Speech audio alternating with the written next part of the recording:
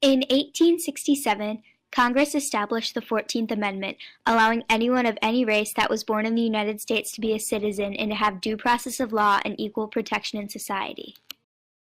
This angered some white Democrats, and they tried to suppress African Americans' rights through violence and other means of censorship. So, in 1870, Congress passed the 15th Amendment, prohibiting people from denying the right of another citizen to vote. It said exactly this: the right of citizens of the United States to vote shall not be denied or abridged by the United States or by any state on account of race, color, or previous condition of servitude. 500,000 African American men were given the right to vote. This was the beginning of more rights to come for these people. As Thomas Garrett, an abolitionist and leader in the Underground Railroad, stated, "Rejoice that I have lived to see this day when the colored people of this favored land by law have equal privileges with the most favored." Created using Powtoon. Hi, I'm Uhuru Williams. I'm a professor of history, and here's what you need to know to sound smart about the 15th Amendment. The 15th Amendment is the last of the so-called Civil War amendments, beginning with the 13th Amendment in 1865 and ending with the 15th Amendment in 1870. The three Civil War amendments, the 13th, 14th, and 15th Amendments, all sought in their own ways to ensure equality for African Americans in the South after the Civil War. The 13th Amendment abolished slavery. The 14th Amendment granted African Americans citizenship. The 15th Amendment outlawed discrimination in voting rights. Contrary to popular belief, the 15th Amendment does not grant the right to vote to anyone. It simply outlaws discrimination in voting based on race, color, or previous condition of servitude. Congress failed to provide enforcement for the amendment originally.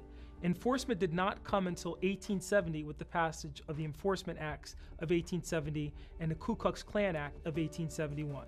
Interestingly, the first state to ratify the 15th Amendment was Nevada in March of 1869. The last state to ratify the amendment, Tennessee, in 1997.